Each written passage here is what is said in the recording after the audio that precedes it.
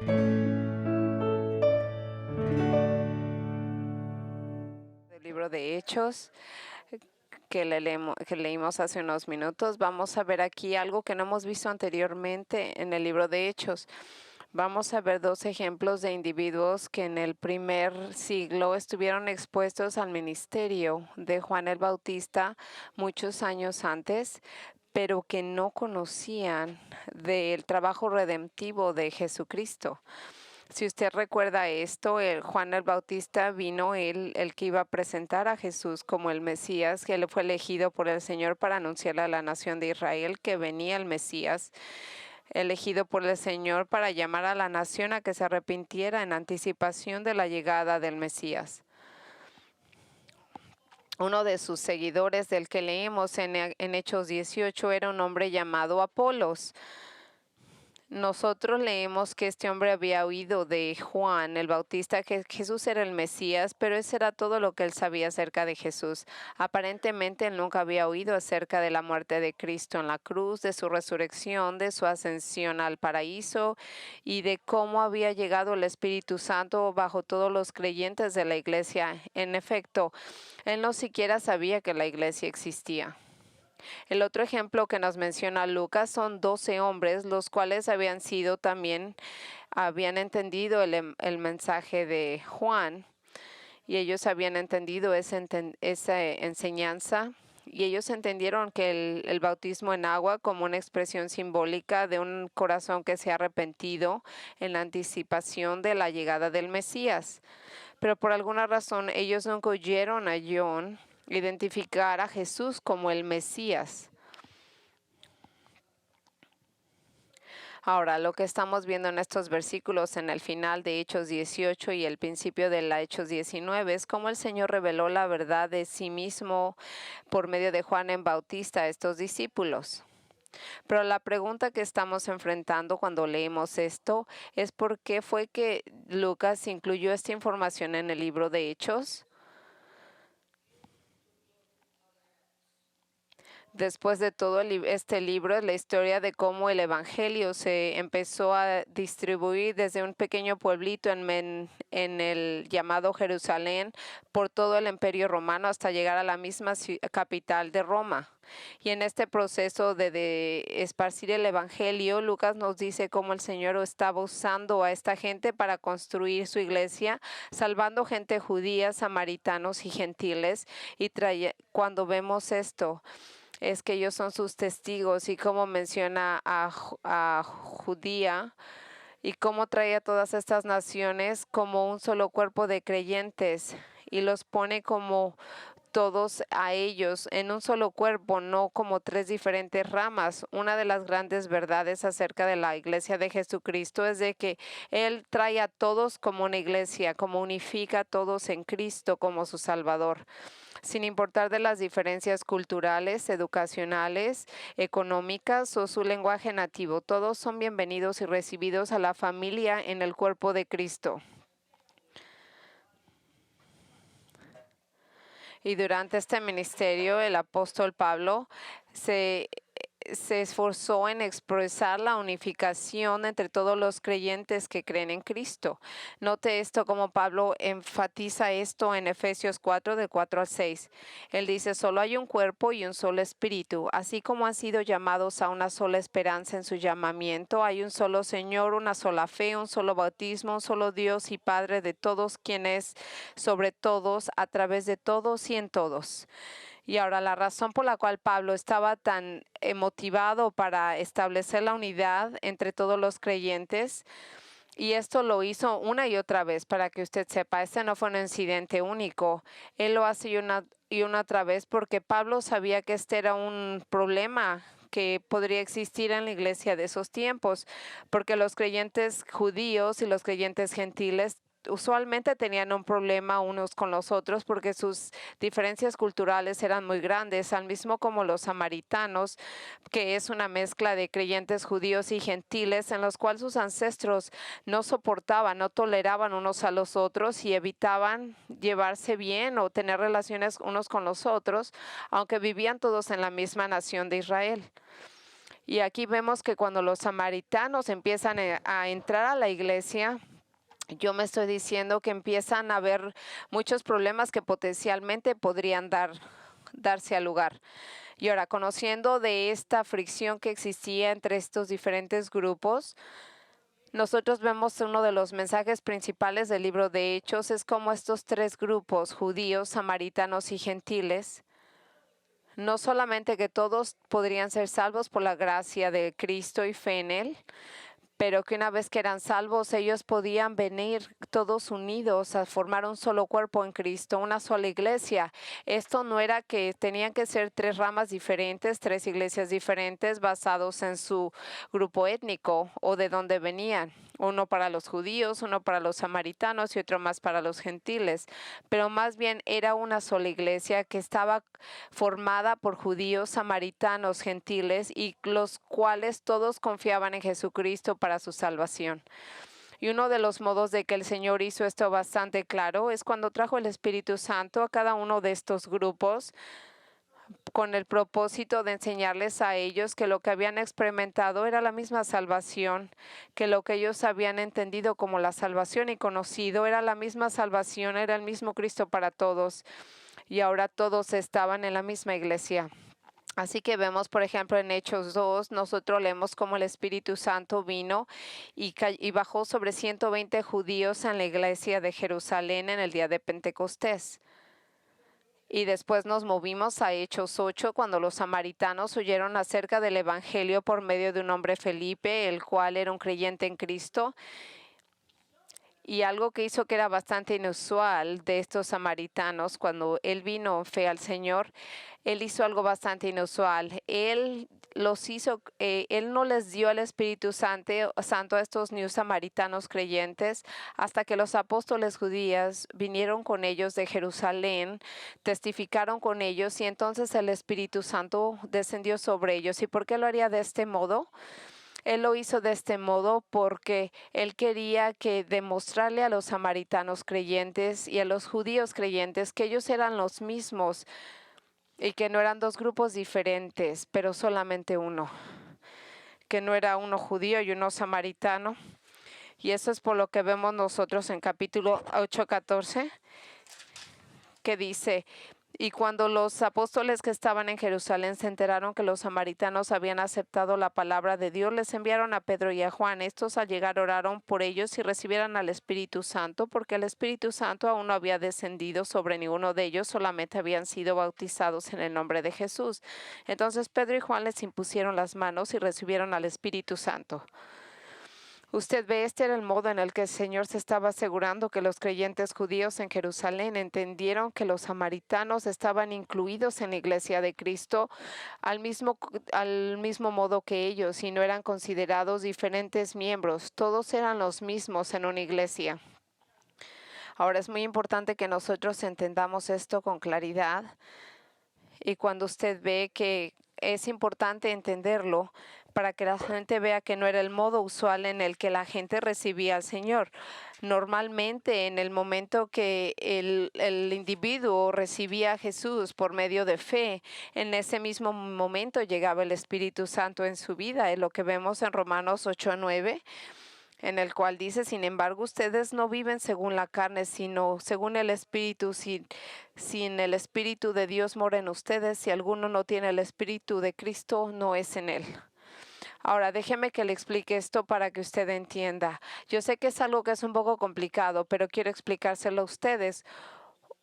Es importante que usted entienda que aunque esto es poco usual, tiene algo bastante importante en la historia de la iglesia y es una gran necesidad para que estas cosas se dieran lugar durante este tiempo y que no van a pasar ni va a ser el estándar de la iglesia de hoy en día. Pero yo quiero que si usted entiende esto que le voy a hablar, usted va a entender gravemente lo que está pasando. Los estándares de la iglesia de hoy en día y lo que estaba pasando en ese momento han cambiado, pero es importante entenderlo. Nosotros vemos como en el libro de Hechos es un libro transicional, lo que quiere decir que han pasado muchos cambios, pero en este libro nosotros vamos a entenderlo y interpretarlo del modo correcto, pensando en ese tiempo. Y ahora, con respecto a esto, ¿cómo podemos entender a los samaritanos recibiendo el Espíritu a diferencia de otra gente? Y entender estos cambios, yo quiero que escuche estas palabras muy importantes de John MacArthur y cómo habló de este libro.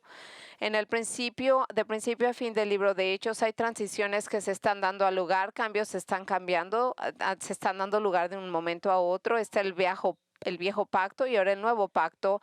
En nosotros vamos de sinagogas a iglesias, de la ley a la gracia, de antiguos santos a nuevos santos, del cuerpo judío de creyentes a un cuerpo de una iglesia que está hecha de judíos y gentiles, y todos son unos en Cristo. La enseñanza del libro de Hechos puede ser llamada normativa o absoluta, en la cual la iglesia está doctrinalmente confirmando, como en toda la escritura, que sí, que subsecuentemente va a haber cambios y va a empezar una revitalización de los samaritanos, pero se empiezan a cerrar esos espacios en los cuales los samaritanos que reciben a Cristo lo reciben por medio del Espíritu Santo, y que cuando se cierran esos lugares hay una transición en la que van a ver cómo los samaritanos empiezan a conocer, y la misma iglesia, que es la misma iglesia, el mismo Cristo, el mismo Dios, el mismo Espíritu Santo para todos. Ahora, cuando entendemos que los samaritanos empiezan a ser salvos, nosotros vemos cómo la iglesia está hecha de mucha gente que no era solamente judía. Pero ¿qué tal los gentiles? Y uno que dice, nosotros vemos, como dijo él, que toda la gente, hasta gentil, iba a llevar su evangelio hasta los lugares más remotos de la tierra. Y aquí en Hechos 10, usted recuerda cómo Cornelio y su familia fue el primer grupo de gentiles que vinieron a creer en Jesucristo. Y cuando ellos recibieron el Espíritu Santo, en el momento que ellos creyeron, a diferencia de los samaritanos, Dios aseguró de que Pedro y los otros creyentes judíos estuvieran testificando y vieran la conversión de esta familia, y vieran la evidencia del Espíritu Santo que había llegado a ellos, para que pudieran entender que los gentiles ahora ya están incluidos en el mismo grupo de Cristo. Y nosotros vemos en Hechos 10:44.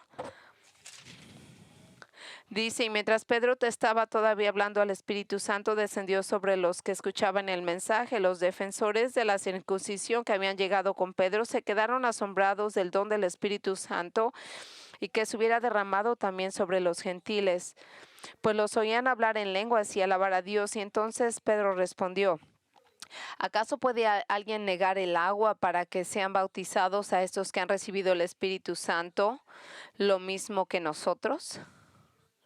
Tal como lo hicimos nosotros. Así como pasó con esta familia. Entonces nos damos cuenta que aquí, que todos los grupos que Jesús mencionó en el libro al principio del capítulo 1 al 8, que han escuchado el Evangelio, judíos, samaritanos y gentiles, todos creyeron y han experimentado la salvación verdadera.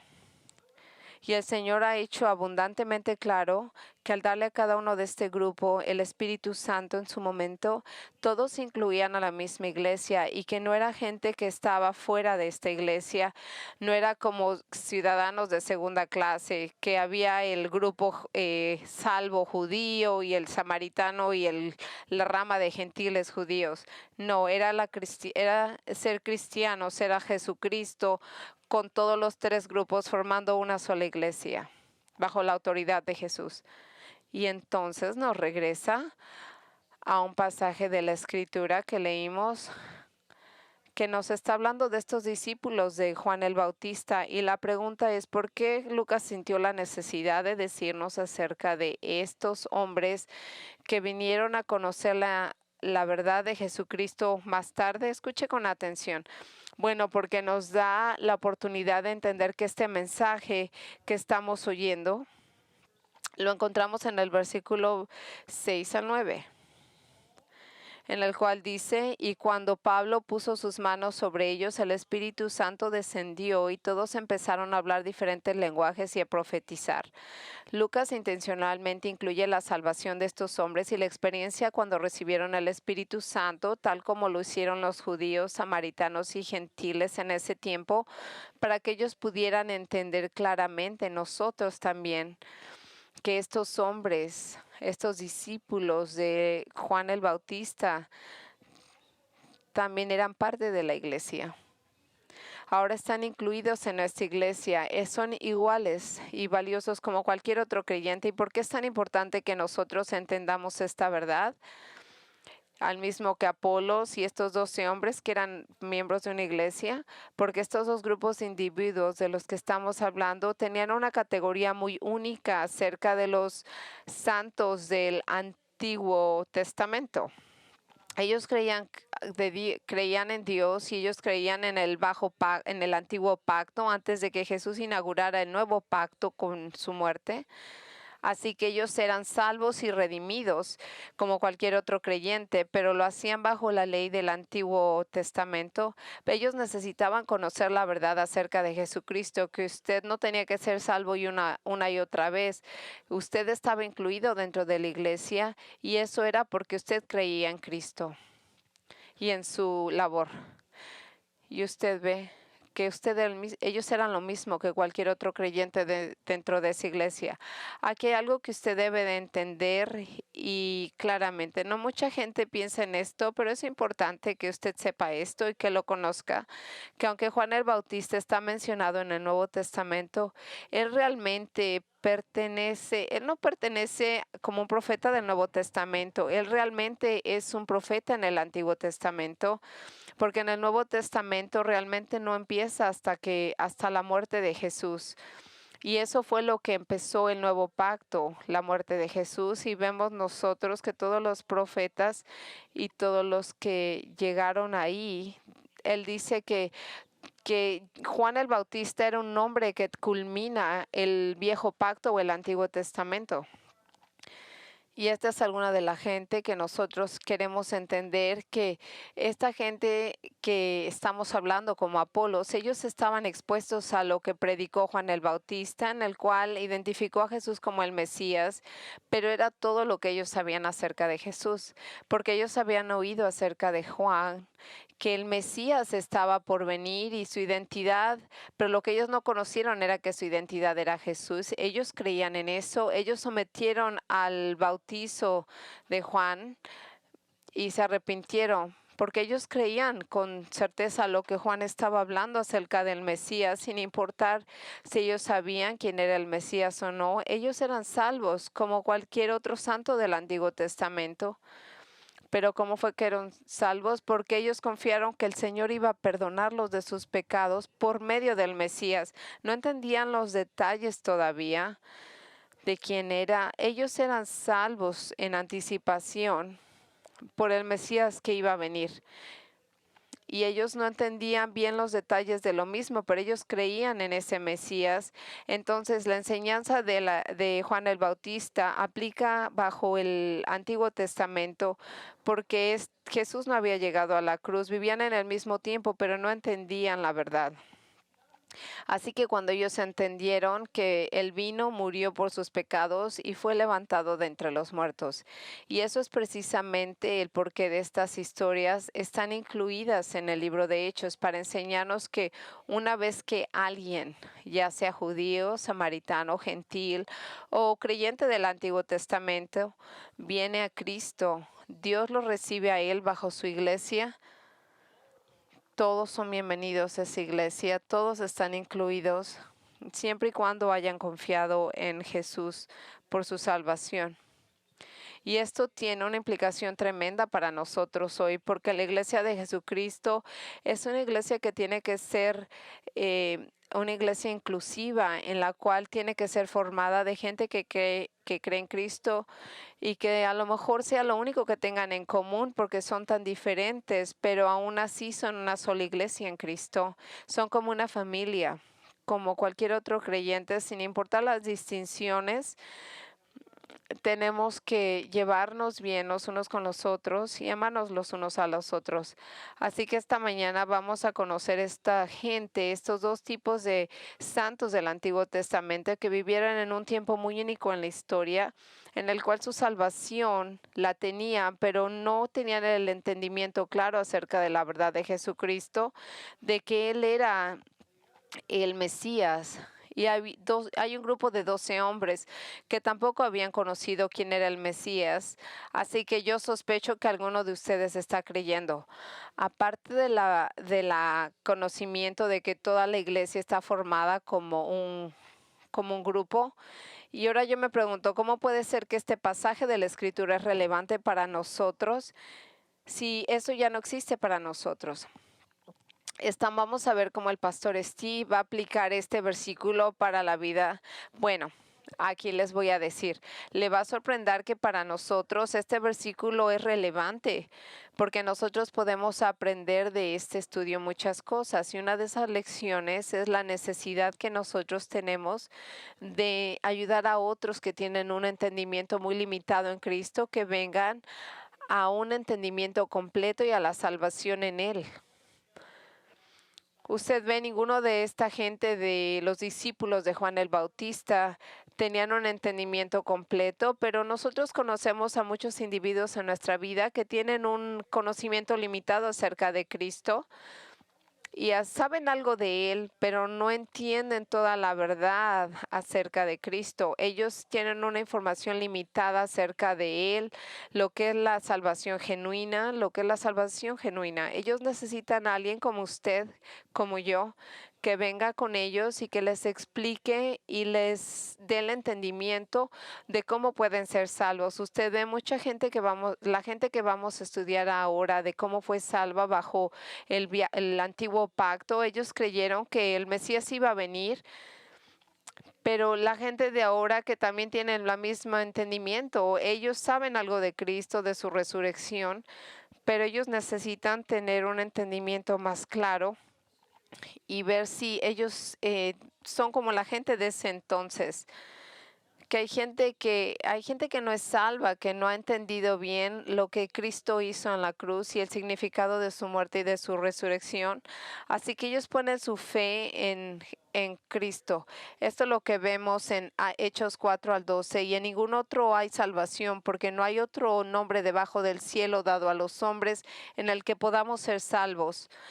Así que podemos tenemos que ayudar a la gente a entender quién es Jesús para que ellos crean, no es creer en Dios, es creer en el trabajo de Jesucristo, de lo que pasó con su muerte y su resurrección, y qué fue lo que se logró cuando Él vuelve a resucitar. Nosotros vemos que tienen que entender que la fe en Cristo fue lo que nos lleva a la salvación. Esto dice Romanos 3, 24 al 25, siendo justificados gratuitamente por su gracia mediante la redención que es en Cristo Jesús. Como demostración de su justicia, Dios lo ha puesto a Él como expiación por la fe en su sangre, a causa del perdón de los pecados pasados y en la paciencia en Dios. Nosotros tenemos que poner una atención muy clara para explicarle a los individuos de cómo tienen una fe que puede ser incompleta, para que ellos puedan estar equipados para entender una fe completa y posiblemente ser salvos de verdad. Ahora, esto es de lo que como empezamos a entender este versículo, y ahora estamos listos para empezar la primera porción de lo que es una fe incompleta. Y cuando nosotros vemos aquí, si usted ha venido en las noches a oír el mensaje del primero de Corintias, nosotros hemos oído de este hombre que se llama Apolos. Y nosotros vemos y entendemos cómo en el versículo 24 nos habla de la fe incompleta, porque aquel llegó a Efeso, un judío llamado Apolos, natural de Alejandría, era un hombre ilustrado, convincente en el uso de las Escrituras Y nosotros vemos aquí que el apóstol Pablo está cerrando su segundo viaje de misionero y él pasa por Corintio, la ciudad de los Corintios, se regresa hacia Antioquía en Siria, pero antes de llegar a Antioquía, él brevemente se detiene por Efesos, donde él va a ver a sus amigos Priscila y Aquila y entonces él continúa su camino a donde él llegaría y regresaría a Efesios. Pero mientras tanto, nosotros vemos que en esa visita breve a la ciudad de los Efesios y como él regresa ahí, Lucas nos dice que durante ese tiempo él nos habla de este nombre llamado Apolos que vino a esta ciudad, a la ciudad de Efesos, y él nos dice una información muy importante de este hombre, nos dice que es un hombre judío, pero que no era nativo de Israel. Él nos dice que él venía de una ciudad del norte de África llamada Alejandría, el cual tenía una gran población judía. En adición de eso, Lucas nos dice que Apolos era un hombre muy elocuente, lo que quiere decir que él aprendió a ser muy elocuente, así como una persona que era educada, bien articulada en cómo se expresaba, lo cual dice que era un hombre que era posiblemente con una educación muy elevada y podía expresarse muy bien. Y muy importante, nos dice que este hombre era muy educado en las escrituras, él entendía con claridad y podía expresarlas y compartir las escrituras del Antiguo Testamento. Ahora escuchen, si este era un hombre bastante inusual por el hecho de que él era altamente inteligente, extremadamente bien educado, elocuente en su habilidad verbal de comunicarse y tenía el poder de predicar las escrituras, su nombre era Apolo, o sea que realmente era un hombre realmente raro, poco común. En hecho, él era tan poco común que no hay ninguna otra persona en el Nuevo Testamento que está enlistada con tales cualidades. Así que la gente estaba bastante atraída a él, hasta el punto que dijeron, Pablo se refiere a él como la gente que era de Apolo, lo que quiere decir que seguían sus enseñanzas y disfrutaban escuchar lo que él tenía que decir. Ahora, aún con estas cualidades, había algo que a él le faltaba en su vida. Era algo que carecía él. Y Lucas nos dice de esto mismo en el versículo 25. Este hombre había sido instruido en el camino del Señor y con gran fervor hablaba y enseñaba con la mayor exactitud acerca de Jesús, aunque no conocía solo el bautismo de Juan. Ahora, aquí Lucas nos está diciendo que Apolos había sido instruido en el camino del Señor, lo que estaba diciendo que era un hombre que tenía fervor por las enseñanzas del Señor, era un hombre que era apasionado y entusiasta acerca de esas enseñanzas y él las conocía, era muy celoso de esas enseñanzas que fueran claras, él demostraba una combinación de conocimiento al enseñarlo y esto es lo que nos dice Martin Luther Jones, dice que mientras él explicaba la palabra del Señor, él explicaba cosas acerca de Jesús, pero Apolo sabía de Jesús, él enseñó acerca de Jesús, él dijo que Jesús vendría, no había errores doctrinales, pero el problema aquí era de que su entendimiento de Jesús estaba incompleto y limitado. Él tenía un entendimiento claro de lo que él sabía que Jesús sería algún día, pero él sabía muy poco acerca de lo que había sucedido. Así que en las últimas palabras del versículo 25 nos explican lo que Apolos sabía acerca de Jesús, que era el camino de que el Señor lo había instruido. Lucas dijo que él solamente había sido instruido, bautizado por Juan el Bautista, y es lo que él entendía. Así que posiblemente en alguna de sus visitas a Israel, él escuchó a Juan el Bautista y fue como identificó que Jesús de Nazaret sería el Mesías. Apolos vino, creyó en Jesús y entendió que él era el prometido de Dios. Y por alguna razón, no nos dicen por qué, yo creo que Apolos dejó la ciudad de Israel y no supo nada más acerca de Jesús. Él sabía que Jesús era el Mesías, lo que sí sabía él y lo que él sí creía y de lo que él predicaba con fervencia es de que él sabía que el Antiguo Testamento hablaba de la llegada mesiánica y las profecías que nos llevaban a Jesús. Ahora él siendo tan poderoso y un hombre tan conocido en la ciudad de Efesos, él nos dice que va a una sinagoga local donde él empieza a hablar acerca de Jesús siendo el Mesías, y fue en una de estas sinagogas, en estos servicios, donde Priscila y Aquila, los amigos de Pablo, lo oyeron por primera vez. En el versículo 26 dice, comenzó a hablar valientemente en la sinagoga, y al oírlo Priscila y Aquila lo tomaron a su cargo y le explicaron con mayor precisión el camino de Dios. Ahora, cuando Priscila y Aquila oyen a Apolos enseñar acerca de Jesús, ellos sabían que algo no estaba bien. No era que Apolos no estaba predicando una verdad acerca de Jesús, pero no tenía suficiente verdad acerca de él. Usted ve, aparentemente, él nunca había oído de la muerte de Cristo en la cruz, de su resurrección, de su exaltación y la creación de la iglesia y la llegada del Espíritu Santo a la misma. Así que Priscila y Aquila oyeron a Apolos predicar y reconocieron algunas deficiencias, algo que no estaba bien. Así que ellos lo tomaron a un lado, le explicaron con claridad el camino del Señor con más claridad. Yo quiero decirle algo, quiero que usted se dé cuenta de diferentes aplicaciones de esta situación en nuestras propias vidas. La primera de ellas es de que es importante reconocer qué tan sensible y delicada fue esta pareja, de cómo ellos se acercaron a Apolos, y en vez de corregirlo en frente de toda la gente, lo hubiera sido bastante vergonzoso en frente de todos en la sinagoga. Ellos en privado lo llevaron, posiblemente lo invitaron a su casa a comer o algo así. Y cuando ellos estuvieron en privado con él, ellos le explicaron con claridad, de un modo más exacto, del significado de la muerte de Cristo y otras verdades relacionadas con él. Escuche, el Señor puede traer a alguien en su vida que sabe alguna verdad acerca de Jesús. Posiblemente es una persona que usted conoce, porque en el mundo de hoy la gente tiene cierto entendimiento de Cristo, como la misma Iglesia Católica, que no es cristiana, pero y conocen mucho acerca de Cristo. Y mucho más de la gente de ese tiempo. Usted puede conocer a alguien que puede conocer mucho acerca de Jesús. Posiblemente son muy religiosos, algún líder de una iglesia puede ser, pero no entiende con claridad el significado de la muerte de Cristo y cómo Él salva con su muerte.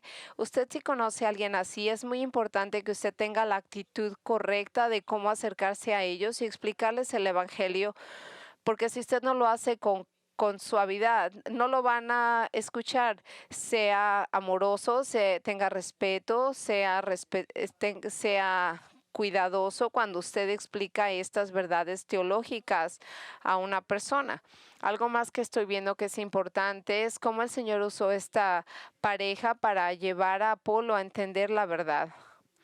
Y usted ve cómo Dios soberanamente, y porque Él es soberano, como soberanamente trajo a Apolos a un entendimiento del Evangelio claro, y lo hizo con la ayuda de Priscila y Aquila, pero del modo que lo hizo, Él orquestó esta circunstancia en la cual esta pareja estaba en la misma ciudad de Efesios, y ellos vinieron a la sinagoga donde Apolos estaba hablando, y cómo el Señor por medio de ellos hizo su trabajo y su obra en la vida de Apolos. Usted ve, el hecho de que Dios es soberano y elige a quien va a salvar no quiere decir que nosotros no somos responsables de dar nuestro testimonio a la gente y compartir el Evangelio, porque ese mismo Dios soberanamente ordenó y eligió a quien iba a ser salvo, y soberanamente elige cómo van a ser ellos salvos, y la gente tiene que escuchar acerca del Evangelio. Yo no sé si usted se ha dado cuenta, pero usted sí se da cuenta que alguno de la gente, de los predicadores calvinistas, son hombres que estaban convencidos de la soberanía del Señor. Es gente como George Whitefield, y uno de los más grandes evangelistas que ha vivido, un hombre que se llama Charles Spurgeon, que ellos creían que solamente los electos eran salvos. Estos hombres ellos predicaban con gran pasión cómo los pecadores tenían que ser salvos, y compartían el evangelio a donde iban. Y ellos ellos persuadían a la gente, explicaban a la gente cómo querían explicarles a ellos del Evangelio, porque ellos lo entendían con claridad de lo que el trabajo del Señor, aunque elige a algunos, pero uno nunca sabe cómo el Señor los va a traer a salvación, así que tenemos que compartir el Evangelio. La tercera aplicación que veo aquí es cómo esa humilde actitud que Apolo tuvo de escuchar a Priscila y Aquila. Después de todo, él era un hombre distinguido, altamente educado, era un excelente predicador y ellos eran una gente bastante simple que hacía carpas. Y ellos aún así vinieron, se sentaron a los pies de ellos, los escuchó y aprendió de ellos. Qué gran ejemplo es Apolos para todos nosotros. Cuando él estuvo dispuesto a escuchar y entender las verdades sin importar de quién viniera, aunque no tuvieran el mismo nivel de educación que él. Así que cuando el Señor nos da la oportunidad para que nosotros humildemente aprendamos de alguien, a lo, tenga usted claro que no pierda la oportunidad de recibir la enseñanza, pensando que usted no deje que su orgullo lo interrumpa. Usted escuche con atención la enseñanza de otros y aprenda lo que dijo Apolos. La siguiente cosa que nosotros vemos es cómo Apolos quería ir a la ciudad de los Corintios para compartir con los creyentes de ahí.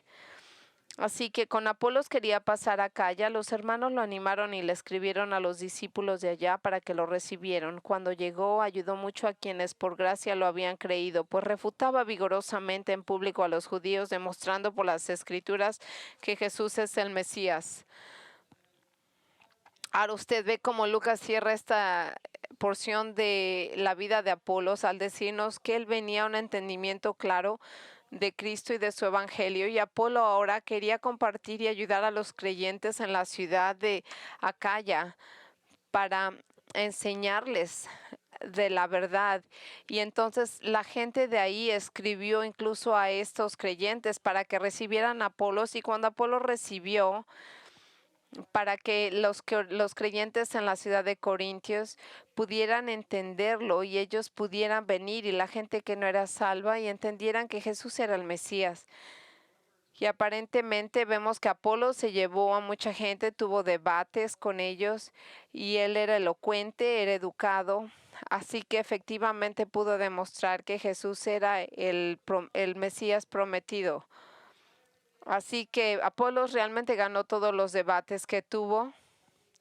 Él le presentaba una verdad irrefutable que era clara para todos. No me sorprende porque la iglesia de los Corintios estaba tan atraída a la enseñanza de Apolos, porque él los ayudó grandemente a expandir su conocimiento en la palabra del Señor, porque tenía la habilidad de contestar con claridad las discusiones de la gente que se oponía a él. Así que vemos nosotros en el capítulo 19:1, mientras Apolos estaba en Corinto, Pablo recorrió las regiones del interior y llegó a Efeso. Ahí encontró a algunos discípulos. Así que vemos que algún tiempo después de que Apolos dejó Efesos y llegó a la ciudad de los Corintios a darle su ministerio, Pablo vino acá, y aquí regresa a esta ciudad Pablo para empezar su tercer viaje misionero, porque él lo había prometido que él regresaría.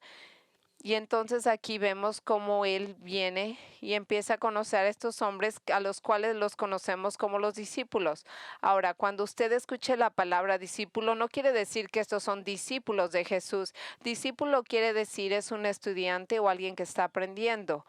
Así que cualquier persona puede ser el discípulo de alguien. En efecto, en el Nuevo Testamento nosotros vemos que estos eran discípulos de Juan el Bautista, y eso es exactamente lo que ellos hicieron.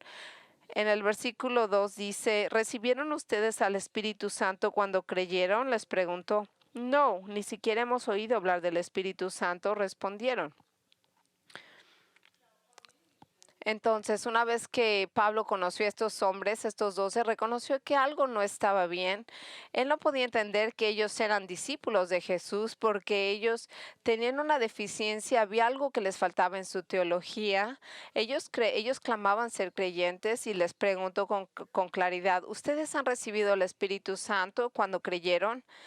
Y ahora, ¿qué fue lo que hizo que Pablo les hiciera esta pregunta acerca de recibir al Espíritu Santo? No lo sabemos.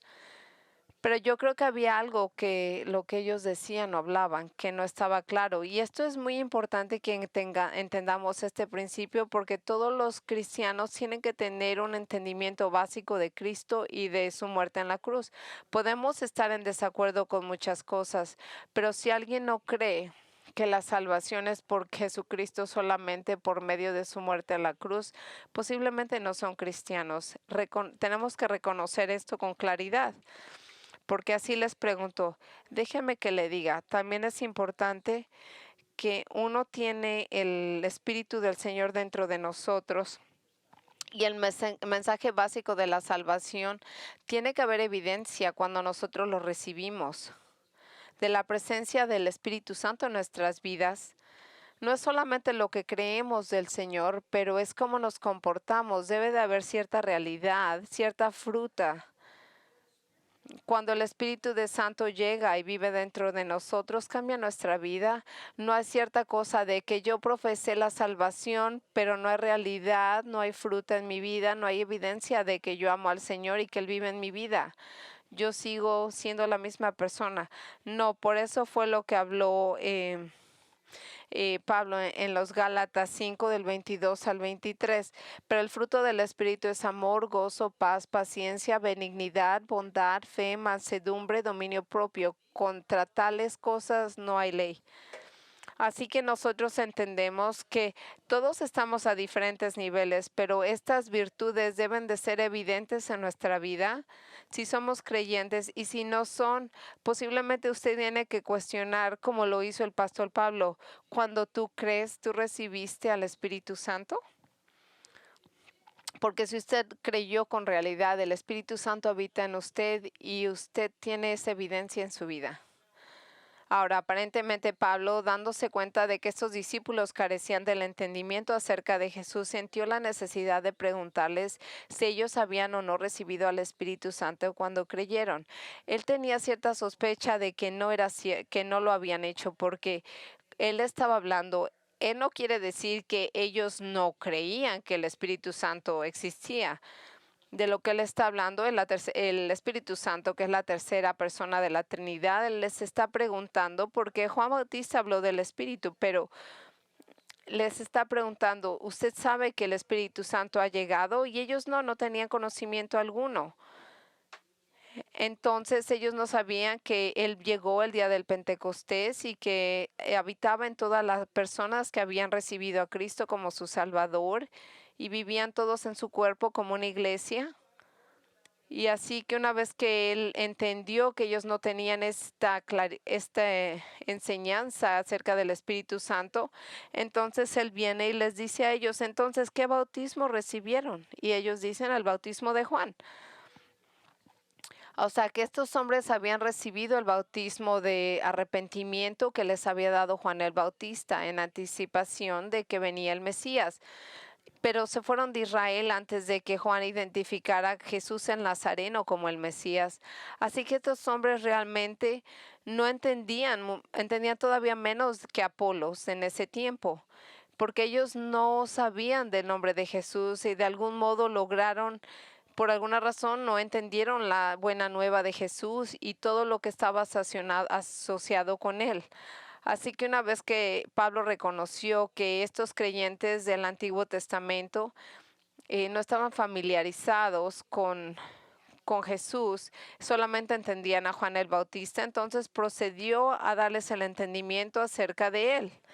Entonces les dijo, el bautismo de Juan no era más que un bautismo de arrepentimiento. Él les decía al pueblo que creyeran en el que venía después de él. Al oír esto, fueron bautizados en el nombre del Señor Jesús. Y cuando Pablo les impuso las manos, el Espíritu Santo vino sobre ellos y empezaron a hablar y a profetizar. Y una vez que ellos oyeron esta verdad del Evangelio, entonces ellos creyeron. Empezaron a creer todo lo que oían. Y una vez que ellos creyeron, empezaron a hacer lo que todos los creyentes tenían que hacer. Ellos fueron bautizados en el nombre de Jesús, confesando a Jesús como su Señor y Salvador. identificándose con Él como su creyentes en Él, como su trabajo en la cruz y su resurrección. Usted ve, el bautismo de Juan el Bautista era un bautismo de arrepentimiento. Y el bautismo cristiano, a diferente de ese, es más bien algo que nos regresa para identificarnos como cristianos al reflejar la labor de Cristo en la cruz, de su muerte, de su resurrección, en la cual dice que yo he sido salvo por la sangre de Él, yo me identifico con Él en su muerte y su resurrección. Y estoy convencido, y una vez que Pablo estaba convencido que estos hombres no tenían ese entendimiento, vino a decirles lo siguiente en el versículo 6. Y cuando Pablo les impuso las manos, el Espíritu Santo vino sobre ellos y empezaron a hablar en lenguas y a profetizar. Así que una vez que Pablo puso sus manos sobre ellos, ellos recibieron al Espíritu Santo y entonces empezaron a hacer lo que los judíos creyentes, samaritanos creyentes y gentiles creyentes hicieron. Empezaron ellos a entender que eran una sola iglesia, que eran todos partes de una sola iglesia. Y la prueba visible de que el Espíritu Santo había llegado sobre ellos es porque ellos hablaban otros idiomas, otros lenguajes que no habían conocido anteriormente y empezaron a profetizar. Así que ellos empezaron a experimentar el mismo tipo de reacción que los creyentes judíos experimentaron en el Pentecostés cuando Cornelio y su familia también se volvieron cristianos, indicando que ahora todos ellos eran cristianos en un solo cuerpo y en una sola iglesia. Ahora, en efecto, estos nuevos 12 miembros de la iglesia de Cristo, como lo vemos en el versículo 7, eran un total de 12 hombres. Y ahora, este no es el modo en que los creyentes de hoy en día reciben la salvación, que les ponen las manos encima. Nosotros simplemente creemos en Jesucristo y el Espíritu viene y habita y reside en nosotros como una prueba de que la experiencia de estos 12 hombres habían recibido al Espíritu Santo era única y no se volvería a repetir con otros. Escuche con atención. Esto no se va a repetir por otros si no volvió a pasar. Es que otra gente en Efesos vino, se convirtió bajo el ministerio de Pablo, recibieron al Espíritu Santo en el mismo momento que creyeron. Y esto es lo que nos dijo Pablo en Efesios 1, del 13 al 14. Esto es lo que le escribió a los Efesios. En él también ustedes, habiendo oído la palabra de verdad, el evangelio de su salvación y habiendo creído en él, fueron sellados con un Espíritu Santo que se había prometido. Ahora, esto es lo que está diciendo Pablo a toda la gente de los Efesios. Cuando usted cree el evangelio que les estoy diciendo, usted ha sido sellado con el Espíritu Santo y Él viene a su vida y en el versículo 14 les dice quién es la garantía de nuestra herencia para la redención de lo adquirido, para la alabanza de su gloria. Y eso es lo que pasa. Y ahora escuche, es un gran honor ser parte de la iglesia de Dios. Esto no es algo ligero, es ser parte del cuerpo de Cristo. O sea que ahora que si alguien quiere distorsionar esta verdad, el Señor los va a destruir, pero es un gran honor ser parte de la iglesia de Cristo, porque todos somos un cuerpo juntos, todas las personas en Cristo, sin importar de nuestras diferencias personales. Pero posiblemente usted puede ser una persona que es más bien como Apolos o estos 12 hombres, en el cual sabe algo, tiene un conocimiento acerca de Jesús, pero su fe está incompleta porque usted nunca ha visto a usted mismo como un pecador que necesita salvación. Y usted cree que trabajos lo pueden llevar al cielo, pero no es así. Yo le estoy diciendo que estoy leyendo una biografía de George Whitefield, el cual este hombre antes de su conversión, él trató de ganar el favor del Señor por medio de su de sus trabajos. Él hacía todo lo que fuera posible para tratar de ser recibido por el Señor en sus propios méritos. Pero después de esto, él vino a entender que la salvación es un regalo del Señor, la cual es dada para todos aquellos que confían en Él para su salvación, sin necesidad de que usted haga algo. Así que él dejó de estar tratando de ganar el salvación por sí mismo, se dio cuenta que la muerte de Jesús era suficiente. O sea que posiblemente usted puede ser una de esas personas que conoce de Jesús, pero nunca ha confiado en el Señor y no hay fruto ni evidencia en su vida. No porque viene a la iglesia, eso es la muestra de que usted es creyente. Si usted es una nueva criatura en Dios, si usted ha sido transformado por el Señor, si tiene unos deseos, si usted tiene un deseo de seguir al Señor, esa es una evidencia de vivir para el Señor. Y si usted no tiene ninguno de estos sentimientos, tenga usted que haga lo mismo que hicieron estos hombres como Whitfield.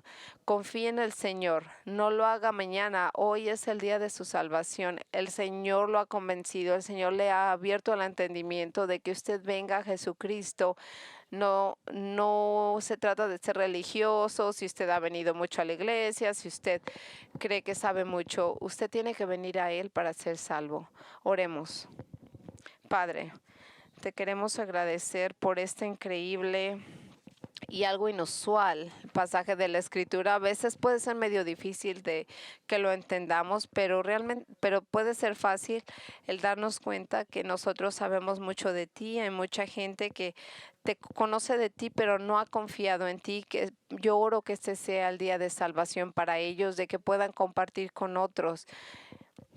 Y que a lo mejor ellos creen que la otra gente cree que ellos son cristianos, pero nunca han recibido al Espíritu Santo, que tú los traigas a ti mismo para su salvación. Y Señor, para nosotros que te conocemos, danos esa claridad de que nosotros somos todos juntos en Cristo uno y que somos parte de la familia de Cristo, y que nos ayude, Señor, como Priscila y Aquilas, que nosotros siempre estemos poniendo atención y seamos individuos que podamos compartir con otros y ayudarlos a compartir la escritura con claridad, de que nosotros podamos entender con claridad la salvación, y que cuando nosotros venimos, que cuando nosotros seamos nuevos en la fe o el más maduros en la fe, y cuando alguien nos quiera corregir, que nos ayudes, Señor, a corregirlo, a no ser gente arrogante, a ser gente que no quiere recibir consejo de otros, que nosotros tengamos un corazón humilde y que nosotros podamos compartir con humildad y amor en Cristo. Si a usted le gustaría compartir o hacerle preguntas a alguno de nuestros